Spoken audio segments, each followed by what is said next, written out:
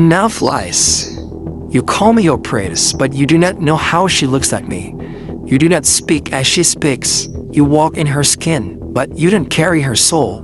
You left her, but you didn't protect her.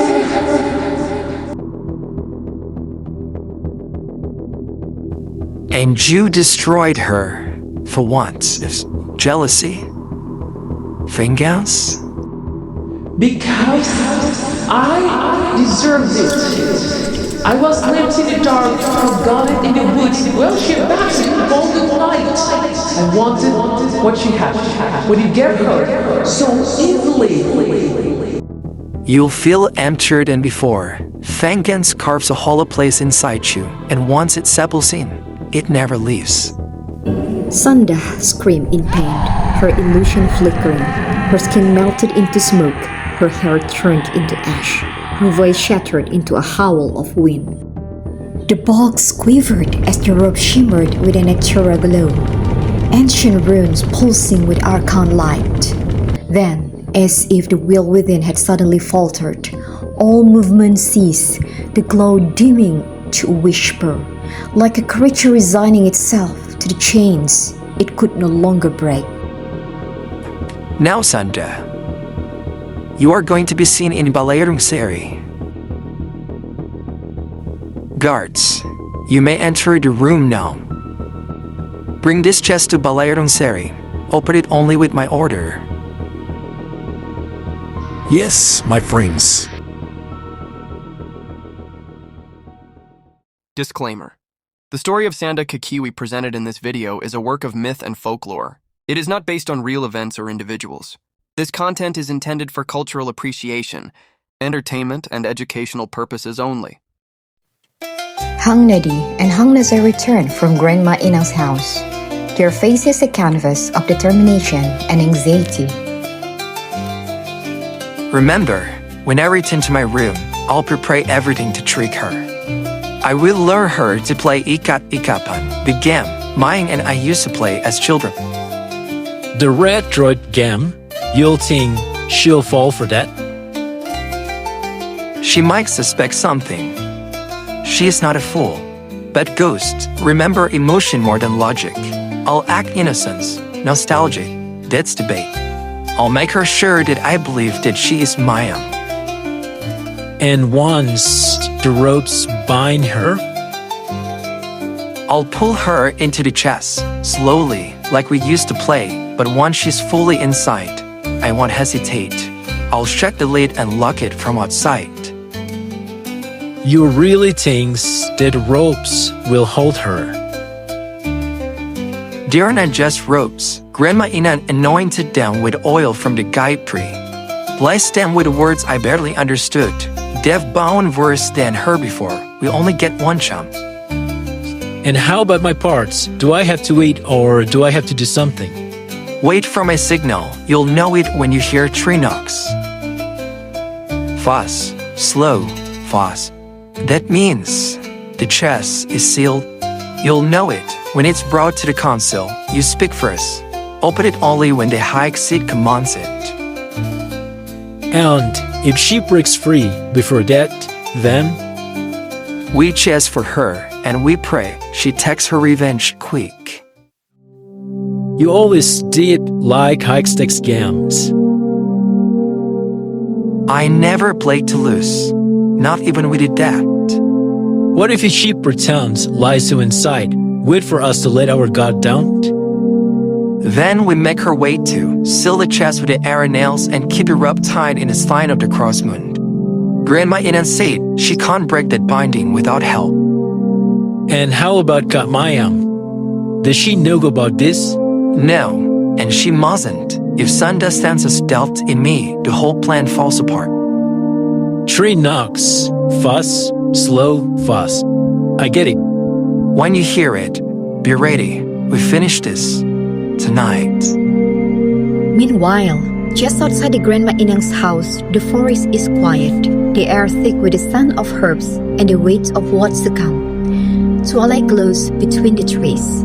Grandma Inang is standing at the doorway, her arm closed. Don't look back once you leave.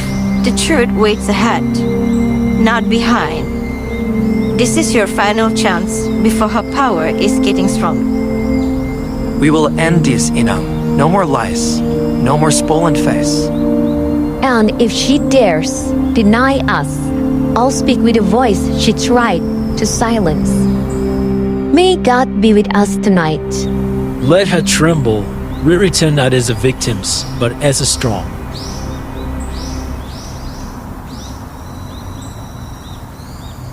You'll stay by my side, no matter what they say? Even if the skies fall, Bungsu, I am yours. This time, everything will end well for us. The fire is ready. Go, show them who lit it.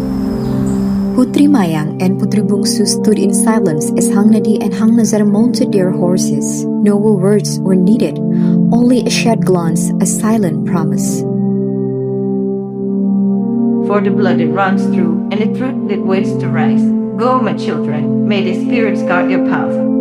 Behind her, Putri Mayang and Putri Bungsu stood watching, hand raised in quiet farewell, their hearts full of both fear and hope. Then, without another word, they rode hard, eyes fixed toward Melinsum, toward justice, toward the throne that had forgotten its own daughters. When he returned to his room, Hang Nadi prepares a trap for Sandah Kekiwi. He told his servant to find a big wooden box. Hang Nadi planned text shape, the vibrant color of the robe a beacon of defiance against the shadows. Returning to the palace, Nazar moves with quiet determination to reveal Sandah Kekiwi's truth. He summons the council members, each step measured, knowing the weight of his revelation. The palace holds its breath as Hang Nazar prepares to expose the hidden secrets about Sandah Kekiwi. Meanwhile, Hang Nadi enters Sandah Kekiwi's room. Carrying a box and a robe, he smiled unsettling. Just as he enters the room, the ghost games begin. Mayan, tonight I want to apologize about what has happened this afternoon. Absolutely, my prince. You're back. You didn't even send a word. But I'm glad. So much like Mayan, and yet not. This sea doesn't wait for laters, but it remembers everything it takes. I don't know that you can be a poet.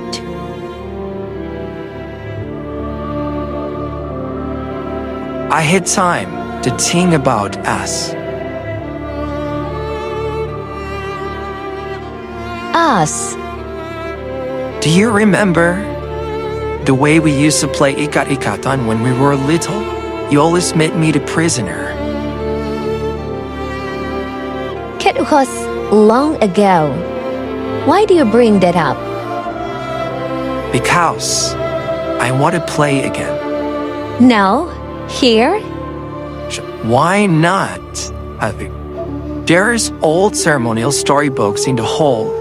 It's still large enough for two, just like we used to.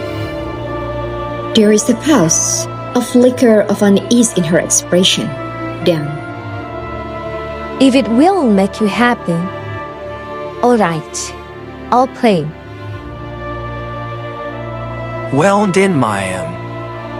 Time ya. You trusting me? Hold your hand steady. Shul and I always trusted you since we were children. Of course. You always did trusted me. And you always died better than this. Your notes were like iron. Maybe my hands are out of practice. Or maybe you are in its same goal. What do you mean? I don't know, you just to hum when you tied the rope. A little melody, the one your mother sang. You've never hummed it, once since you returned. People change, my prince. Yes, they do, but girls forget. I'm done. Now, your turn.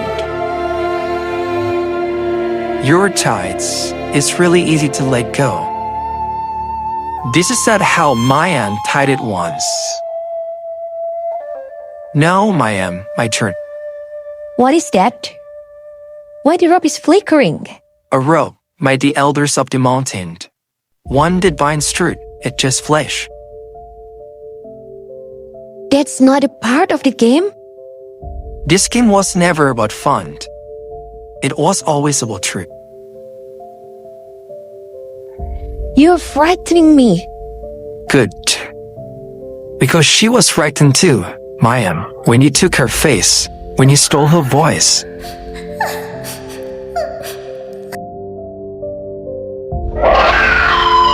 Enough lies. You call me your praise, but you do not know how she looks at me. You do not speak as she speaks. You walk in her skin, but you don't carry her soul. You loved her, but you didn't protect her.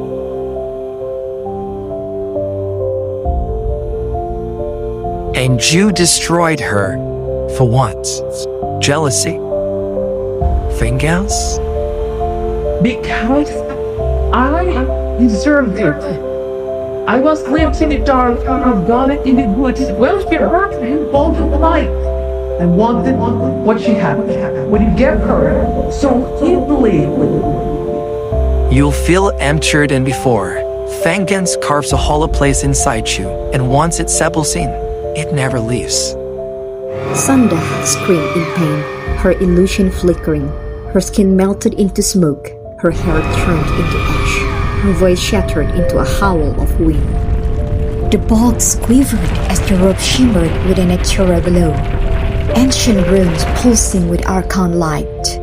Then, as if the will within had suddenly faltered, all movement ceased, the glow dimming to a whisper. Like a creature resigning itself to the chains it could no longer break. Now, Sandah, you are going to be seen in Balayarong Seri. Guards, you may enter the room now. Bring this chest to Balayarong Seri. Open it only with my order. Yes, my friends. When the guard disappeared down the corridor with the heavy chest, he waits. Then, with the cautious steps, he approaches the door and taps slowly. 3 knocks. Fast, slow, fast. The signal is clear. The chest is sealed.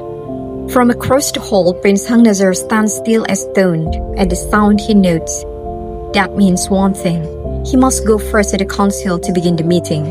Without a word, he turns and addresses the royal guard beside him. Bring this chest to the court hall. Now. The guards note, swallowing hard. Even in silence, the command carries weight. They lift the chest. The chest is massive, its wooden frame bound by iron bands that groan under pressure. Their boots scrape against their stone floor as they inch forward through the palace corridors. Breath so heavy, arms straining. Every turn is a struggle, every step is a task of will. One stumbles, another adjusts, gripped with a muffled grunt. No one dares complain. Hang Nadi walks just behind them, eyes fixed, jaw clenched. He says nothing, but the tension in his presence pushed them forward. Finally, they reach the towering double doors of the Balayarong Seri, the royal court hall. Set it down. The guards drop the chest to the polished floor in the center of the chamber. A loud thud echoes through the hall like a warning bell. The air changes. What was once just a heavy object now seemed to pulse faintly in silence. The golden torchlight flickers not from the wind, but something else. Shadows dance unnaturally across the chest surface. The guards instinctively step back, and the chest hums. A slow, unnatural creaking begins. Like the sound of the ancient wood stretching awake, the iron bands tremble ever so slightly. The court hall, moments ago a place of regal order, begins to feel like a cage with something weight inside. Hang Nadi doesn't flinch, but his fingers tighten slightly on the hilt of his sword. Hang Nadi hasn't arrived yet, and already the room knows whatever it is inside the chest isn't meant to be free. Meanwhile, the king and the queen stood on the palace balcony, bathed in the silver moonlight.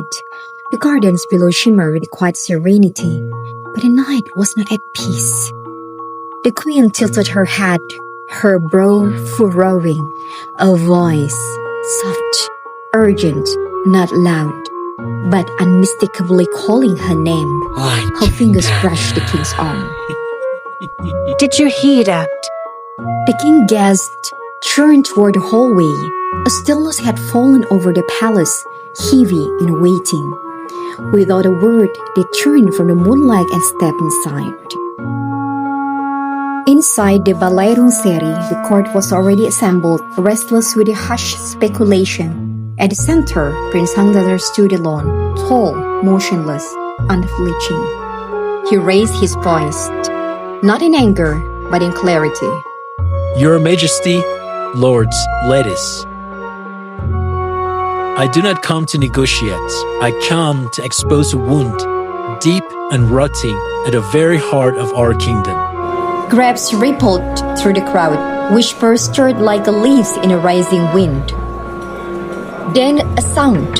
The great golden doors of Balairungseri creaked open with agonizing slowness. The torchlight caught the gilded inlays, and for a moment they shimmered like a firelight on water. Every eye turned. Silence. Crown Prince Hang Nadi entered, his steps echoing like judgment on marble. His cloak dragged behind him, long and dark, a shadow stitched from a royal burden and cold resolve. He carried no weapon, but the whole felt as though a sword had been drawn. He did not bow, he did not wait. His presence cut through the tension like a blade. Tradition paused, and a truth began. The Balairungseri trembled with silence as a crowned Prince Hang Nadi stood tall, his figure a pillar of conviction beside his younger brother Hang Nazar, whose eyes darted nervously across the sea of furious courtiers. Atop their twin thrones, the king and queen of Melinsum watched without a word, their regular expression unreadable. The air was charged, like a storm about to break. Hang Nadi stepped forward, the sound of his boots echoing like a war drum across the marble floor. His voice, when it came, sliced through the murmurs like a blade. Your Majesties, the one you have welcomed into this palace as princess is not what she claims to be. A ripple of gasps swept through the court. The nobles turned to one another, wide-eyed and whispering. The queen leaned forward, her brows knitting. You speak of the betrothed to the Prince of Melinsum. But Hang Nadi did not falter. I do more than questions, mother. I expose. This creature is not of this world. She is Sandah Kekiwi, the ghost of the old marshes, cloaked in glamour and lies.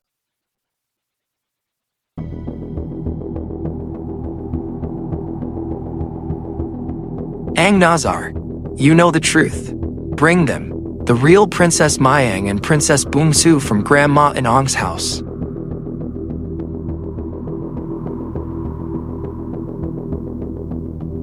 See that you return with the truth, boy, or not at all. Hang Nazar hesitated. The room watched. Breath held. Then, with a tight note, he turned and strode swiftly toward the door. A moment passed. The tension mounted with every tick of silence. Then, the great doors of the hall opened once more.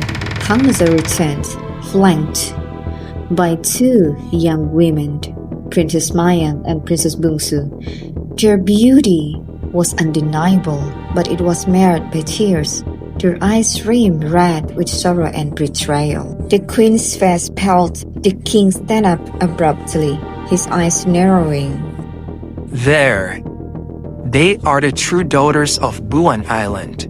Now the phantom you have entertained in your halls. Then, Hang Nadi gave a small nod to his brother, a signal. Let's open the chest, now. The guards approached the iron-bound wooden chest that had sat quietly at the edge of the court, long ignored. They hesitated only a moment before inserting the ancient keys. The lock clicked. A loud groan came from within. Then hiss, a mist spilled from the cracks, cold and natural. Tendrils of fog crept out like grasping fingers, swirling through the hole. Sandah Kekiwi let out a shriek, not human, not living. Her once flawless skin began to sag, pale, wither. Her eyes blazed crimson. She could have seeking hatred. Courtiers screamed. Some fell to their knees. The queen covered her mouth with trembling fingers. Screams erupt. Courtiers scatter. Candles flicker and die. You chose her! You all chose her! She flies toward the nobles, her long ash-black fingers outstretched. Wherever she passes, tapestries blacken, glass shatter, the air thickens like syrup. Circuit a hole. Protect the princess. Gods form a trembling wall around Princess Mayang, who stands frozen, not in fear, but in sorrow. Sandah, stop.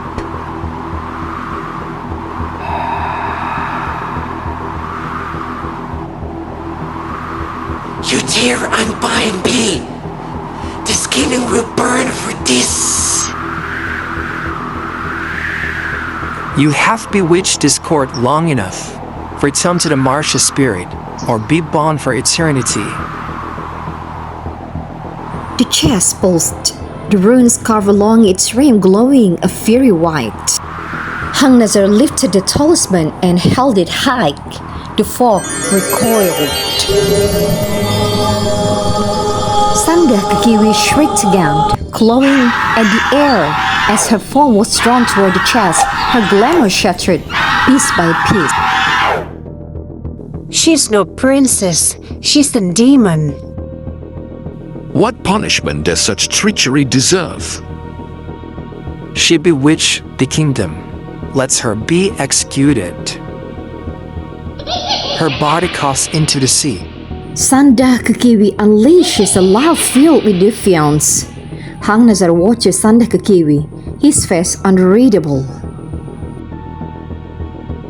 If you throw my corpse to the sea, I shall return as a crocodile and feast your fishermen. I'll eat all of them. Don't. We shall cast her into the deepest forests. Then I shall become the tiger and stalk your hunters. The echoing expanse of the royal court, Princess Mayang stands, her voice a fragile whisper against the imposing backdrop. Then the swamp. No man dares go there. Sandah's face contorts into a wild, unsettling grin, a chilling display of dark amusement. If you throw me into the swamp, I shall become a bundle of fish or tambala. And should any of you ever eat me, your heads will rot. A hush falls over the royal courts as the courtiers exchange never glances. Then, so be it. Let her be destroyed, and let her curse die with her. The king nods grimly, sealing Sandah's fate.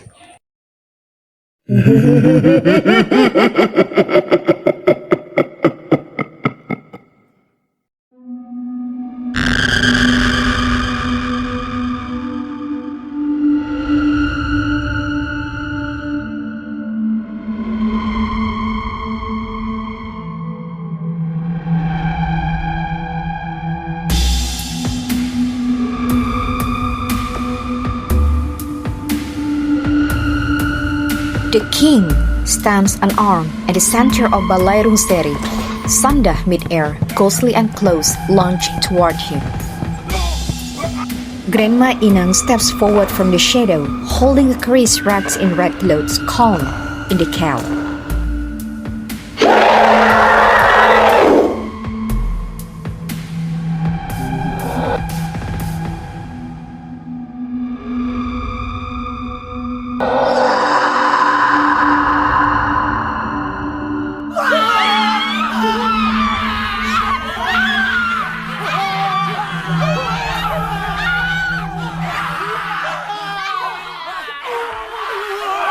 Sandah binti Randa, you have flown too far from your name and from your home.